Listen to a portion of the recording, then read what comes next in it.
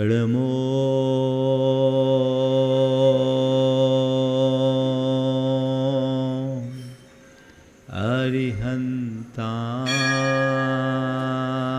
अरिहंताणं नमो अरिहंताणं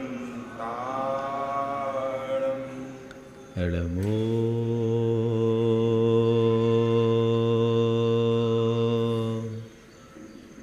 सिद्धाणं नमो सिद्धाणं एडमो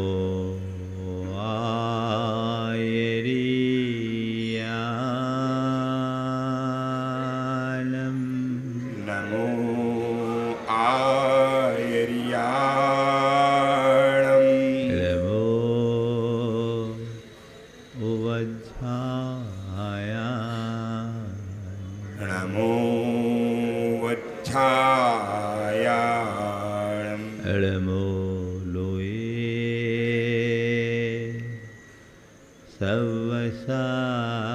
सवसाहुनं नमो लोये सव्यसाहुणम्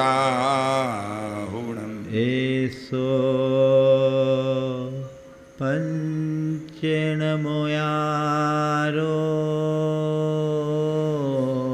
एषो पञ्चनमो यारो सवपाव अनाशनो सव्यपावपणाशिनो मंगलालं च सव्येशिं मङ्गलाळं च सव्येशिं पढ़मं हो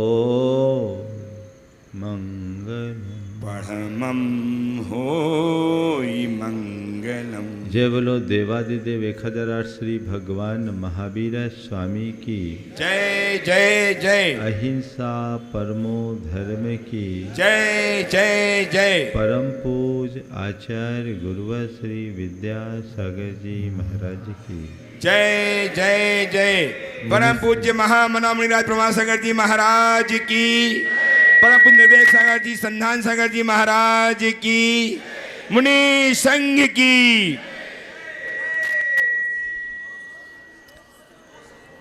सवाल, जीवन को सदाबहार खुश और प्रसन्न बनाए रखने का है। कल मैंने आप सबके बीच बात रखी थी सुख और समृद्धि की, और मैंने आपको 4 सूत्र दिया था सुख और समृद्धि पाने का, कि अपने जीवन में सहजता लाए, सकारात्मकता लाए, सेल्फ कंट्रोल रखे और स्वावलंबी बने। आज उसी बात को आगे बढ़ाता हूँ। इसी सुख और समृद्धि के लिए आज 4 सूत्र और देता हूँ। सुख को अंग्रेजी में यदि हम लिखें तो उसकी स्पेलिंग होगी SUKH, यही है ना।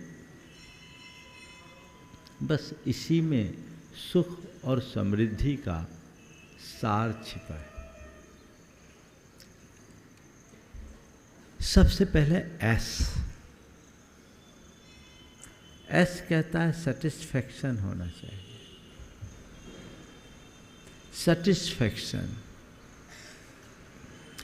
बिना सेटिस्फैक्शन के सुख हो ही नहीं सकता। हमने बचपन से एक कहावत सुनी है, संतोषी सदा सुखी। तो इसे पलट दो तो निकलेगा असंतोषी सदा दुखी, है ना। अब सवाल है, मेरे अंदर संतोष है या नहीं, इसे जांचें। Have you satisfaction? है या नहीं है? जब संतोष की बात करते हैं तो प्रायः लोग धन पैसे के संतोष को जोड़ते हैं। लालसा केवल पैसे की नहीं होती, लालसा किसी भी चीज की हो सकती है। और संतोष का संबंध केवल संपत्ति से नहीं है, संतोष का संबंध अपनी हर स्थिति में संतुष्ट और प्रसन्नता से है।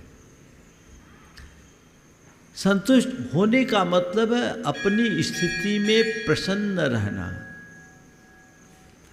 अपने मन से पूछो कि तुम जो हो, जैसे हो, तुम्हारे पास जो है, जितना है, उतने से तुम्हें प्रसन्नता है या नहीं?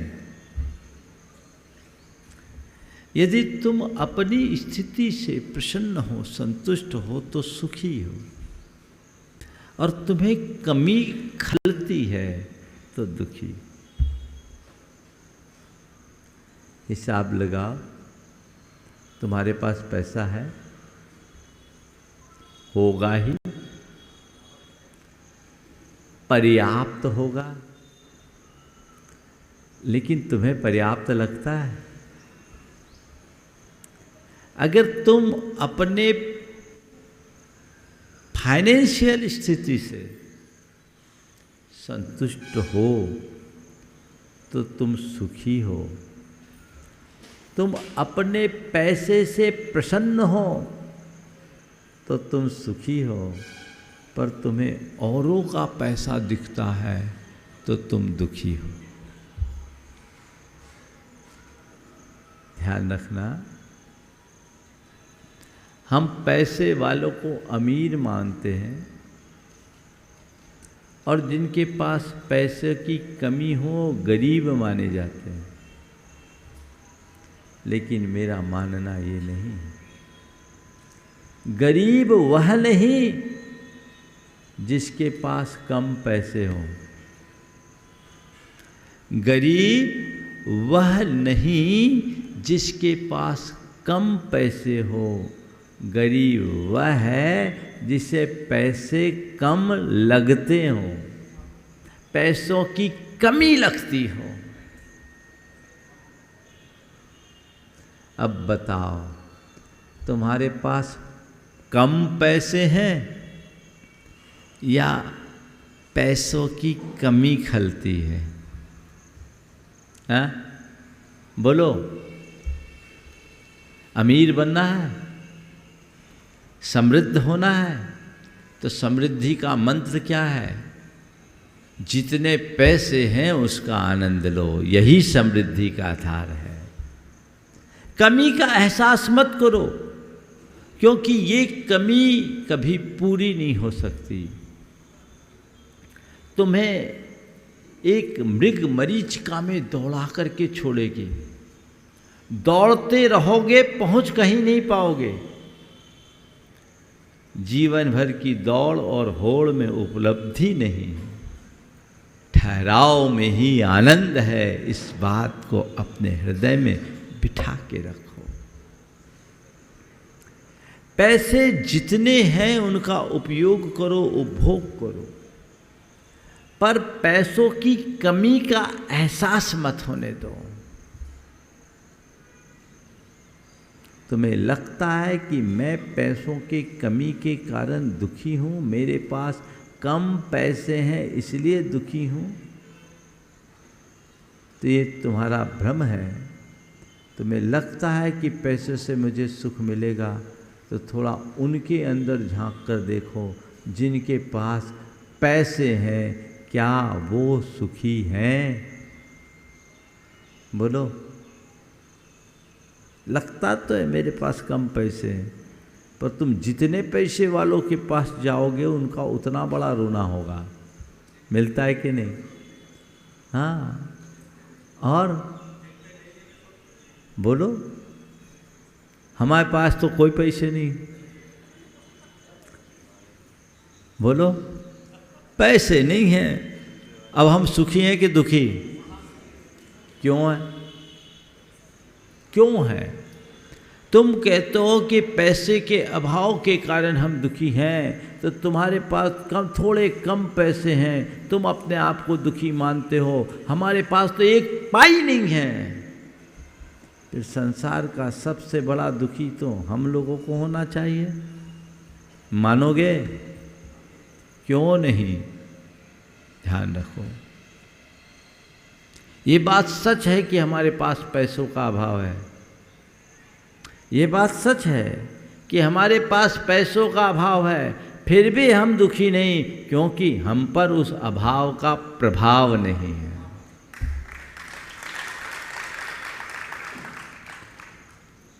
अभाव हमें दुखी नहीं करता, अभाव का एहसास हमें दुखी बनाता है। अभाव की अनुभूति हमें दुखी करती है। तो तुम्हारे पास कितना भी अभाव हो, समभाव बनाओ, यही संतोष है। हृदय में एक बात बिठा लो, चीजें मेरे प्रयत्न पर ही निर्भर नहीं, मेरी परिणति पर निर्भर है। मेरे हाथ में जितना है वो मैं करूं, प्रयत्न करूं, परिणाम मेरे हाथ में नहीं है, उसे परिणति पर छोड़ दो। इसमें संतुष्टि होगी, फिर तुम प्रयास करोगे, परेशान नहीं होगे। आजकल लोग प्रयास कम करते हैं, परेशान ज़्यादा होते हैं। इस उक्ति को आत्मसात कर लो संतुष्टि को विकसित करने के लिए। कर्मण्येवाधिकारस्ते मां फलेषु कदाचन। मेरे हाथ में पुरुषार्थ है, परिणाम नहीं। लोग थोड़ा प्रयास करते हैं, बड़े परिणाम की अपेक्षा रखते हैं, और जब परिणाम अनुकूल नहीं मिलते तो व्याकुल हो जाते हैं, असंतुष्ट होते हैं, दुखी होते हैं, पूरी जिंदगी रोते रहते हैं, है ना? अगर सेटिस्फेक्शन के मंत्र को अपना लो, आनंद में रहोगे कि नहीं? तो सेटिस्फेक्शन, धन का सेटिस्फेक्शन तुम्हें सुखी बनाएगा। अपनी सेहत को लेकर के तुम संतुष्ट हो कि नहीं? मेरा स्वास्थ्य ठीक है और ठीक करना है, ठीक, मेरा स्वास्थ्य ठीक रहे इसके लिए सजग बने रहो, पर स्वास्थ्य को लेकर चिंतित मत हो। पहला सूत्र, प्रयास करो, परेशान मत हो। दूसरा सूत्र, सतर्क रहो, शंका मत करो। कई लोगों को इस बात की बड़ी शंका होती, कहीं मैं बीमार न हो जाऊं, कहीं मैं बीमार न हो जाऊं, कहीं मैं बीमार न हो जाऊं, असंतोष। एक बहन जी आई, डिप्रेशन में थी, और डिप्रेशन में थी, उसका भाई लेकर आया। अब कहानी सुनोगे तो आप भी हंसोगे। क्या कहानी हुई? उसकी एक सहेली को वाइट स्पॉट हो गया। डॉक्टर को दिखाया, छोटा सा स्पॉट था, डॉक्टर को दिखाया तो डॉक्टर ने कहा कुछ नहीं है, मेलेनिन की कमी से हुआ है और किसी को भी हो सकता है। अब ये बात जब उसको पता लगा तो उसने सुनी कि मैं इतनी खूबसूरत, यदि मुझे हो गया तो क्या होगा। यथार्थ थे, वो सुंदर थी भी, पर जितनी सुंदर थी उससे कहीं ज़्यादा अपने आप को सुंदर मानती भी थी, जो अक्सर होता है।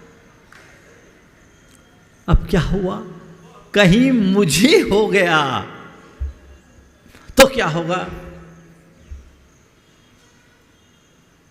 अब बोलो, बीमारी न हो इसके लिए सतर्क होना समझदारी है, पर बीमारी की शंका करना पागलपन। समझ गए? तो सतर्क रहो, शंका मत करो। संतुष्ट व्यक्ति सतर्क रहता है पर शंकालु नहीं बनता।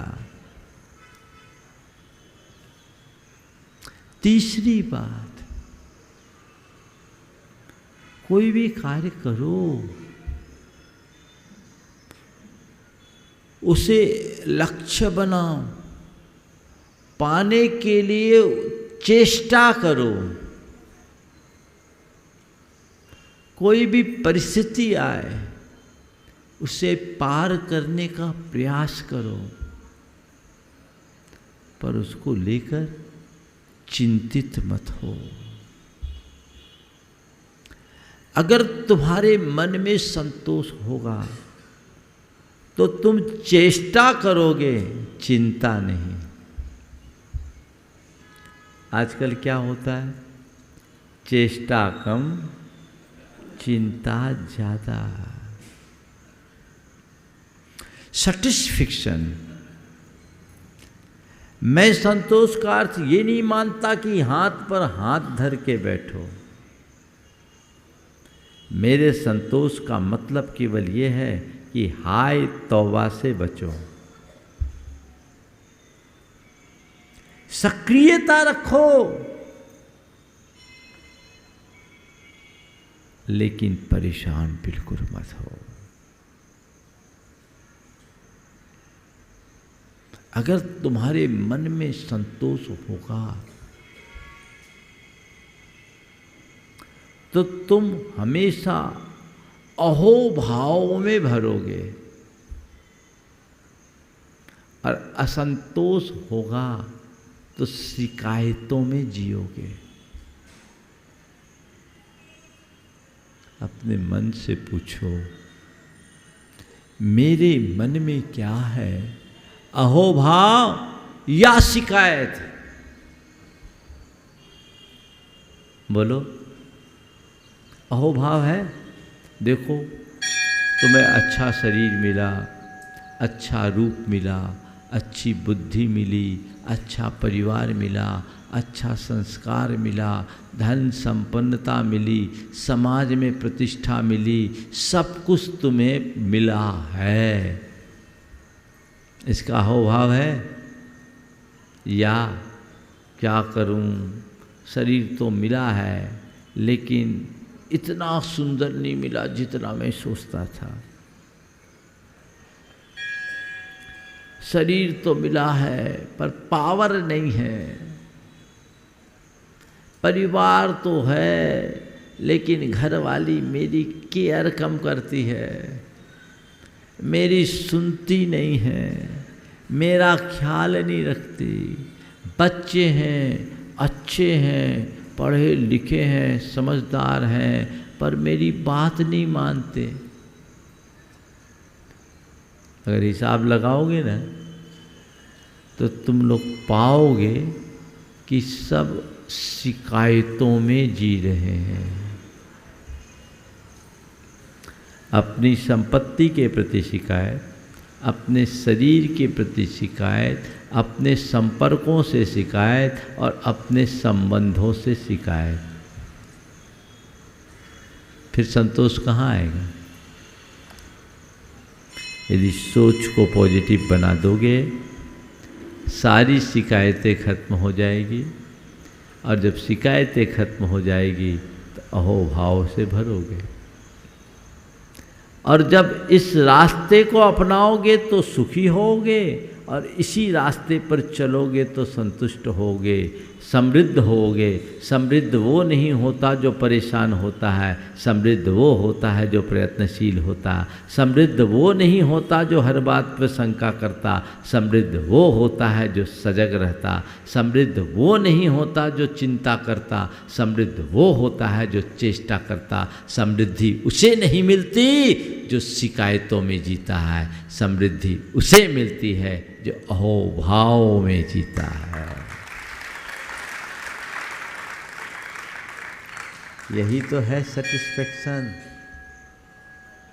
ये सेटिस्फेक्शन ले आओ अपने अंदर, जीवन तर जाएगा।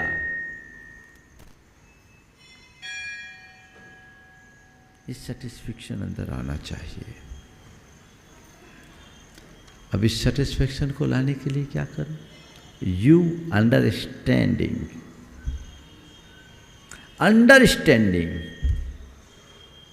जीवन और जीवन की व्यवस्था की सही समझ यदि अंदर आ जाए तो आप कभी दुखी नहीं होंगे।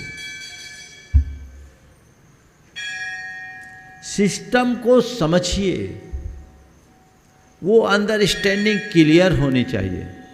चलने दो, वो यहाँ का सिस्टम है, परेशान मत हो। सिस्टम को समझो। अभी आप लोग आराम से सामान्य सी चटाई पर बैठे हो, जमीन में बैठे हो, आनंद आ रहा है कि नहीं? हाँ, तो नियम ले लो कि अब जमीन में ही बैठेंगे। हाँ, आनंद में रहोगे। यहाँ आकर के आप जमीन में बैठे हो, हमें ऊपर बिठाए हो, फिर भी आपको आनंद है। लेकिन आप किसी के घर जाओ और जिसके घर जाओ वो खुद सोफा पर बैठे और आपको नीचे चटाई पे बिठाए तो क्या होगा? क्या होगा? यहाँ तुम नीचे बैठ गए और वहाँ तुम नीचे बैठने को राजी क्यों नहीं? क्यों? तुमने ये जाना यहाँ का ये सिस्टम है और सिस्टम को एक्सेप्ट किए, इसलिए तुम्हें कोई तकलीफ नहीं। गर्मी हो, पसीना हो, उमस हो तो भी तुम्हें आनंद है, और वहाँ एयर कंडीशन है तो भी अगेंस्ट द सिस्टम हम आई डोंट एक्सेप्ट इट। हम इसे स्वीकार ही नहीं सकते। जब मनुष्य की समझ विकसित होती है, स्वीकार्यता बढ़ जाती है, और जहाँ स्वीकार्यता होती है वहीं सुखी होते हैं। अंडरस्टैंडिंग, सिस्टम को अंडरस्टैंड करो। ये मानो कि जीवन में जो भी घट रहा है वो मेरे कारण नहीं, वो सब सिस्टम के कारण चल रहा है। पूरे संसार का एक सिस्टम है जो सेल्फ रेगुलेटेड है, सब कुछ ऑटोमेटिक है। वही सिस्टम संयोग बनाता है और वही सिस्टम संयोग बदलता है। लाभ है तो सिस्टम के कारण, हानि है तो सिस्टम के कारण, संयोग है तो सिस्टम के कारण, वियोग है तो सिस्टम के कारण, सुख है तो सिस्टम और दुख है तो सिस्टम, पाना है तो सिस्टम, खोना है तो सिस्टम। बोलो, इस सिस्टम को एक्सेप्ट करने के बाद कभी परेशान होने की स्थिति बनेगी? बोलो। अच्छा ये बताओ, ये सिस्टम बदलने की ताकत तुम्हारे पास है? हाँ है? तो जब सिस्टम बदलने की ताकत तुम्हारे पास नहीं है और सिस्टम के अलावा चलने का कोई रास्ता नहीं है, तो रोते क्यों हो? एक्सेप्ट क्यों नहीं कर लेते? बोलो। एक्सेप्टेंस बढ़ेगी तभी और तभी जब आप सिस्टम को अंडरस्टैंड करोगे। लोग आखिरी में बोलते क्या करें, हमारी तकदीर ही ऐसी है। जब सब तरफ हाथ पांव चला लेते हैं तब आखिरी में कहते हैं, तब तक तो बहुत पानी बह चुका होता है। अरे भाई, आखिरी में क्यों? पहले ही क्यों नहीं? स्वीकार लो, ये सिस्टम है। सिस्टम को स्वीकार कर चलिए, उसी अनुरूप आगे बढ़िए। अंडरस्टैंड किसको? सिस्टम को। फिर जिनके बीच आप रह रहे हो, किसी से तालमेल नहीं होती। तालमेल क्यों नहीं होती? एक दूसरे को समझ नहीं पाते। अगर हमारी अंडरस्टैंडिंग क्लियर हो तो खटपट होगी क्या? और खटपट नहीं होगी तो दुखी होगे क्या? नहीं होगे। तो सुखी होने के लिए क्या करना है? अंडरस्टैंडिंग क्लियर रखना है।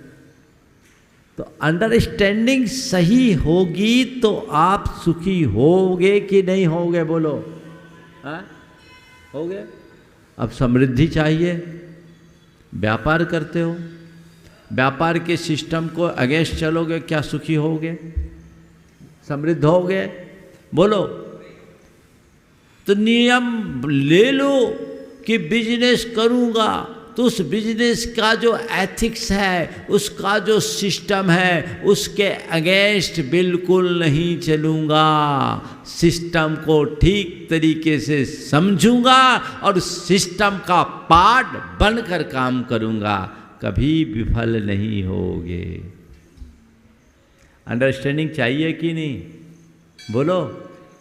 तो अंडरस्टैंडिंग सुखी होने का और समृद्ध होने का आधार है या नहीं? बोलो। तुम लोग बिजनेस और पैसा कमाने के विषय में तो अपनी अंडरस्टैंडिंग बनाए रखते हो, लेकिन लाइफ के इनर मैनेजमेंट के लिए अपनी अंडरस्टैंडिंग क्यों खो देते हो? और एक बात बोलूं, यदि तुम्हारा मन संतुलित है और खुश है, तभी तुम दुनिया में कुछ कर सकोगे। भौतिक जगत में, व्यवसायिक जगत में भी समृद्धि तभी पा पाओगे जब तुम्हारा मन ठीक हो। और मन ही गड़बड़ है तो कुछ होगा। मूड ऑफ होने पर क्या होता है? सब गड़बड़ होता है। तो भैया अंडरस्टैंडिंग क्लियर रखिए, एकदम साफ स्वच्छ। धर्म हमें और कुछ नहीं बताता, हमारी अंडरस्टैंडिंग को ठीक कर देता है। और वो ठीक हो जाए तो बेड़ा पार। तो दूसरी बात क्या हुई? अंडरस्टैंडिंग। सुखी होने का और समृद्धि पाने का दूसरा मंत्र अंडरस्टैंडिंग, समझदारी के साथ काम कीजिए। और तीसरी बात, अगर सुखी होना है कि काइंडनेस को अपनाइए। काइंडनेस, अपने हृदय को दया से भरिए, संवेदनशील बनिए, औरों के दुख को समझने की कोशिश कीजिए, पर दुख कातर बनिए। जो दूसरे के दुख का निवारण करता है उसका दुख दूर भाग जाता है, और जो दूसरों के दुख को उत्पन्न करता है उसका सुख दूर भाग जाता है। अपने दुख को दूर भगाना चाहते हो तो औरों के दुख को दूर करने का प्रयत्न करो। अगर तुम औरों के दुख को दूर करोगे, दुख कभी पास नहीं आएगा, और यदि औरों को दुखी बनाओगे, सुख तुमसे दूर चला जाएगा। काइंडनेस को अपनाइए। आप लोग गीत गाते हो, किए जा तू जग में भलाई का काम, तेरे दुख दूर करेंगे राम, तेरे बन जाएंगे सब बिगड़े काम। कहते हैं ना, इन उक्तियों को चरितार्थ कीजिए। आज के समय में मनुष्य की संवेदनाएं दिनों दिन क्षीण होती जा रही, और क्षीण होती हुई संवेदना के कारण मनुष्य के हृदय से दया, करुणा, सेवा का भाव दूर होता जा रहा है। परिणाम स्वरूप उसकी सोच बड़ी संकीर्ण, चित्त अनुदार और हृदय निष्ठुरता से भरता जा रहा है। परिणाम स्वरूप जीवन व्यवहार नीरस हो रहा है। कभी ऐसा व्यक्ति सुखी नहीं हो सकता, कभी ऐसा व्यक्ति सुखी नहीं हो सकता। तो उसे देखिए और अपने हृदय को संवेदनशील बनाने का प्रयत्न कीजिए। दया का भाव हृदय में बढ़ना चाहिए और इस भाव को बढ़ाओगे, जिसके औरों के प्रति दया करोगे तो दुआ मिलेगी और दुआ पाओगे तो समृद्धि मिलेगी। एक सफलतम व्यापारी ने एक बार चर्चा में बात की, कहा मेरी सफलता का राज मेरे दादाजी का एक वचन। मैंने पूछा क्या? बोला किसी भी ग्राहक से हाय मत लेना, दुआ लेना। पुराने लोगों की बातें बड़ी अनुभव प्रसूत होती थी। उन्होंने कहा कि किसी भी ग्राहक से हाय मत लेना, दुआ लेना। मतलब कोई ग्राहक आए तो उसे बेवकूफ़ मत बनाना, और बेवकूफ़ बनाओगे, चीटिंग करोगे, दुनिया में जाकर वो यही कहेगा उसने मुझे लूट लिया, लूट लिया। उसकी हाय लगेगी, तुम्हारे बिजनेस की ग्रोथ रुक जाएगी। तुम अपने ग्राहक से ऐसा व्यवहार करो कि ग्राहक आए, खुश होकर जाए और वो जिससे मिले तुम्हारे गीत गाए कि बहुत बढ़िया आदमी है, एक नंबर का काम करता है, सही रेट में सही चीज़ देता है। आपकी मार्केटिंग ऑटोमेटिक हो जाएगी। बोला महाराज मैंने इसी सूत्र को अपनाया, नतीजा ऐसा कोई दिन नहीं जाता, गली के भीतर दुकान है तो भी मुझे याद नहीं वर्षों से कि ऐसा कोई दिन गया हो कि आखिरी में मुझे 2-4 ग्राहक से कहना पड़ा हो कि भैया आप थक गया, कल आना। ये है दुआ। आप लोग क्या करते हो? सीधे सामने वालों की बाल बनाने की कोशिश करते हो, हजामत ही बना देते हो। बोलो है ना? हाँ बिल्कुल सफा चट। ये न ऐसा व्यक्ति न सुखी हो पाएगा न समृद्ध हो पाएगा। जहां दमन और शोषण है वहां दुख और अवरोध है। प्रगतिशील बनना चाहते हो, समृद्धि पाना चाहते हो तो ये करो। और एच ऑनेस्टी और हार्ड वर्किंग अपनाओ। ऑनेस्टी, ऑनेस्ट बने, ईमानदार बने, खुद के प्रति ईमानदार बने। अगर आप खुद के प्रति ईमानदार होंगे तो आप अपने प्रति एकदम साफ स्वच्छ रहोगे, आपका चित्त निर्मल और निराकुल रहेगा। और जब तक चित्त में निर्मलता और निराकुलता ना हो तब तक आप सुखी भी नहीं रहोगे। बोलो।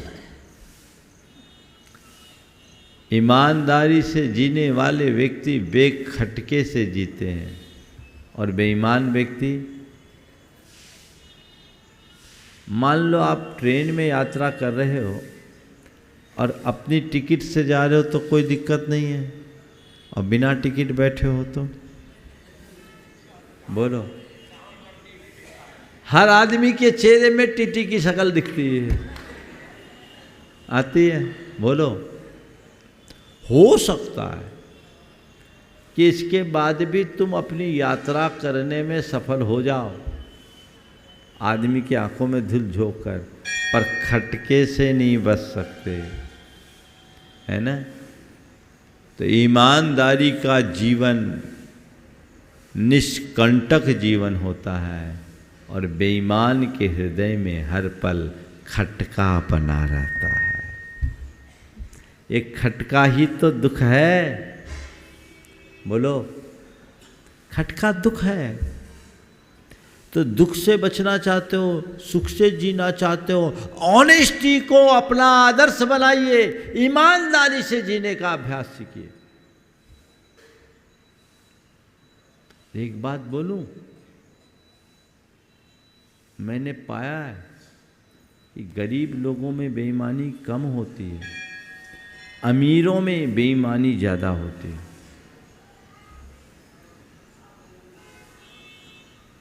जो गरीब होते हैं बहुत ईमानदार होते। मैं 2 प्रसंग बताऊं। मेरा बिहार चल रहा है, एक कॉलेज में हमारा विश्राम था। एक परिवार की महिला आई, 16 बदली होगी, छत पर, और उसका 3:30 बजे फ़ोन आता है। हमारे पास एक सेवक था उसके पास,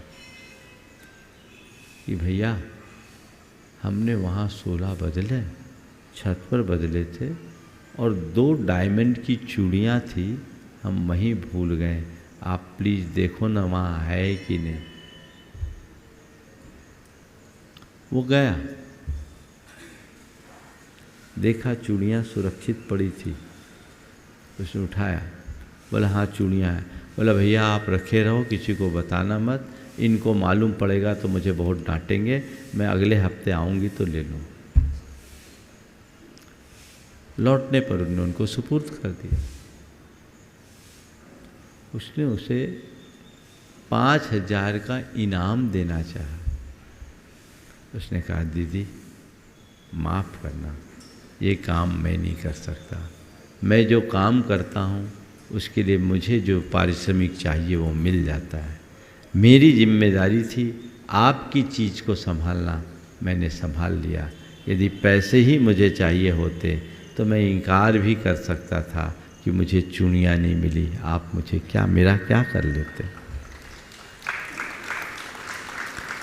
ये ईमानदारी बाद में उसने अपने पति को बताई, तो पति ने आकर उसके पैर छू लिए कि तुम जैसे साधारण व्यक्ति से हमें ईमानदारी का पाठ पढ़ने का मौका मिला। आप बोलो, लोग तो हैं जो 2-2 पैसों के पीछे अपना ईमान बेच देते हैं। बोलो, होता है। भगवान को भी चूना लगा दे।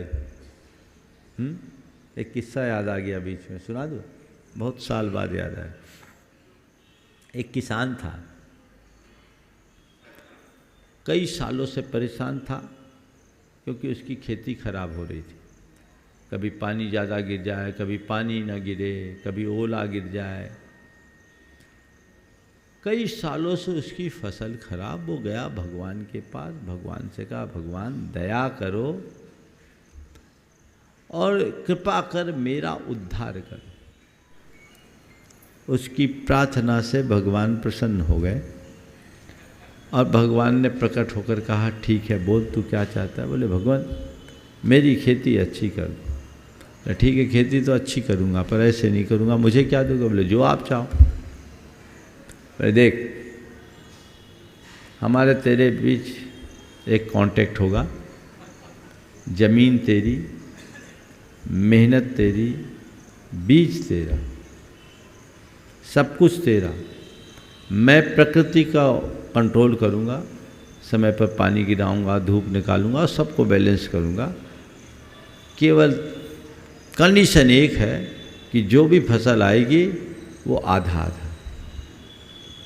किसान ने कहा जो आ गया भगवान, आप जैसा चाहें आधा आधा पर करेंगे। ठीक, भगवान आप ये बता दो कि आप ऊपर की फसल लोगे कि नीचे की? भगवान ने कहा ऊपर की मैं लूँगा, ऊपर की लूँगा। बोले ठीक है। तो महाराज भगवान नीचे की फसल मेरी पक्की? बोले हाँ तेरी, नीचे जो होगा तेरा, ऊपर है वो मेरा। फसल बोई, रिकॉर्ड फसल तैयार हुई, बहुत अच्छी बारिश, मौसम बड़ा अनुकूल, रिकॉर्ड फसल। जब फसल कटने की बारी आई, भगवान आए। भगवान ने कहा कैसी फसल आई? बोले भगवान आपकी कृपा से एक नंबर की फसल, ऐसी फसल तो मेरी ज़िंदगी में कभी आई नहीं। ठीक, फिर क्या करना है? बोले आपने क्या कहा था? बोले ऊपर की फसल मेरी और नीचे की तेरी। तो भगवान ऊपर की फसल आप ले लो, नीचे की मुझ पर छोड़ दो। ठीक है। भगवान गए, दे भैया। देखा तो भगवान भी भौचक्क रह गए, क्योंकि किसान ने मूंगफली बोई थी। मूंगफली बोई, भगवान ने कहा तूने तो चतुराई कर ली, नीचे की पूरी फसल तू और घास फूस मुझे। बोले भगवान आपने ही तो बोला था। ठीक है, अगली बार मैं नीचे की फसल लूँगा। बोले ठीक है भगवान, आप केवल ऊपर की मुझे छोड़ देना, बाकी सब ले लेना। ठीक। अब क्या हुआ? फसल आई, जबरदस्त फसल आई। फिर भगवान आए। भगवान ने देखा तो इस बार फिर उनको बेवकूफ़ बना दिया, क्योंकि इस बार उसने ज्वार बोया। बोले भगवान ऊपर ऊपर के ज्वार मुझे दे दीजिए, नीचे के सब आप ले लीजिए। भगवान ने कहा अच्छा बेवकूफ़ बनाया। बोले देख भाई, 2 बार तू बेवकूफ़ बना दिया, तीसरी बार मैं तेरे चक्कर में नहीं पड़ूंगा। बोले जो बोलो भगवान। बोले एक काम करना, अगली बार मैं ऊपर की भी लूँगा, नीचे की भी लूँगा। बोले ठीक है, बीच की तो मैं ले सकता हूँ। बोले हाँ ले लूँगा।